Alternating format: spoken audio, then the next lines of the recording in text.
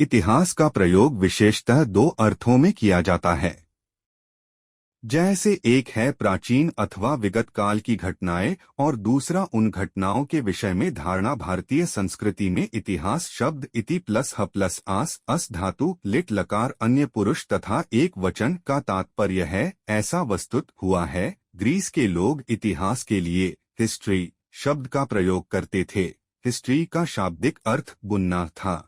अनुमान होता है कि ज्ञात घटनाओं को व्यवस्थित ढंग से बुनकर ऐसा चित्र उपस्थित करने की कोशिश की जाती थी जो सार्थक और सुसंबद्ध हो। भारतीय इतिहास अत्यंत प्राचीन और गौरवशाली है।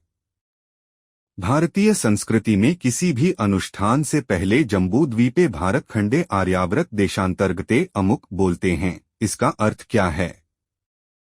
विज्ञान और अन्वेषण रिसर्च से पता चला है कि कोई 500 लाख साल पहले भारतीय उपमहाद्वीप एशिया से अलग एक पृथक महाद्वीप था जो कालांतर में आकर एशिया से जुड़ गया। इसी कारण हिमालय पर्वत का निर्माण हुआ जो दो महाद्वीप के टकराव से एक कृत्रिम पर्वत है।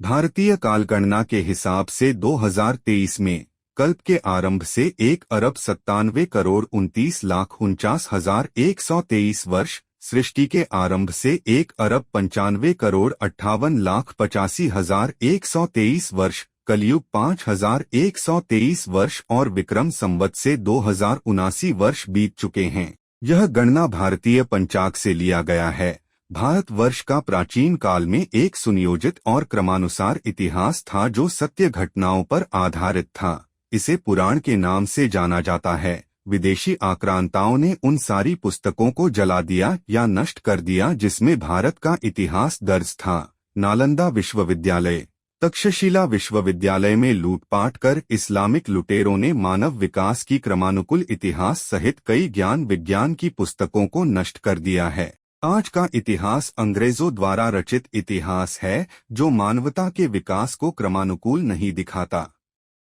इसलिए आज के इतिहास शब्द का अर्थ है परंपरा से प्राप्त उपाख्यान समूह, जैसे कि लोक कथाएं, वीरगाथा जैसे कि महाभारत या ऐतिहासिक साक्ष्य।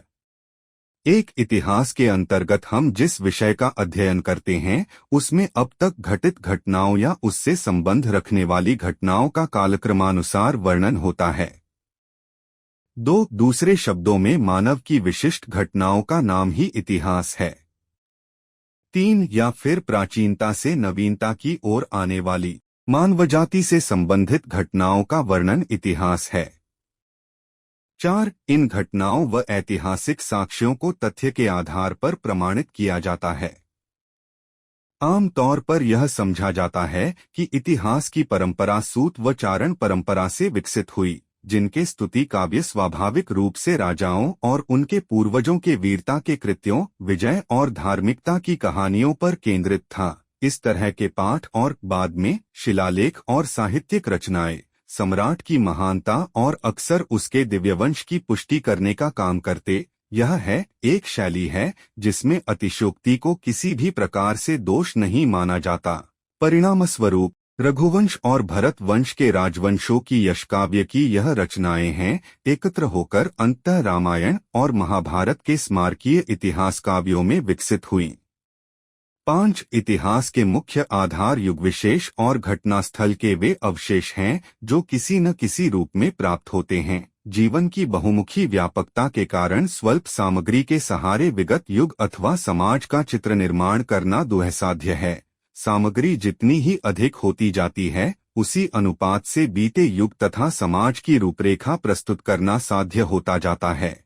पर्याप्त साधनों के होते हुए भी यह नहीं कहा जा सकता कि कल्पना मिश्रित चित्र निश्चित रूप से शुद्ध या सत्य ही होगा। इसलिए उपयुक्त कमी का ध्यान रखकर कुछ विद्वान कहते हैं कि इतिहास की संपूर्णता असाध्य सी है। फिर भी यदि हमारा अनुभव और ज्ञान प्रचुर हो, ऐतिहासिक सामग्री की जांच पड़ताल को हमारी कला तर्क प्रतिष्ठित हो तथा कल्पना संयत और विकसित हो तो अतीत का हमारा चित्र अधिक मानवीय और प्रामाणिक हो सकता है। सारांश यह है कि इतिहास की रचना में पर्याप्त सामग्री, वैज्ञानिक ढंग से उसकी जांच, उससे प्राप्त ज्ञान का महत्व समझने के विवेक के साथ ही साथ ऐतिहासिक कल्पना की शक्ति तथा सजीव चित्रण की क्षमता की आवश्यकता है। स्मरण रखना चाहिए कि इतिहास न तो साधारण परिभाषा के अनुसार विज्ञान है और न केवल काल्पनिक दर्शन अथवा साहित्यिक रचना है। इन सब के यथोचित सम्मिश्रण से इतिहास का स्वरूप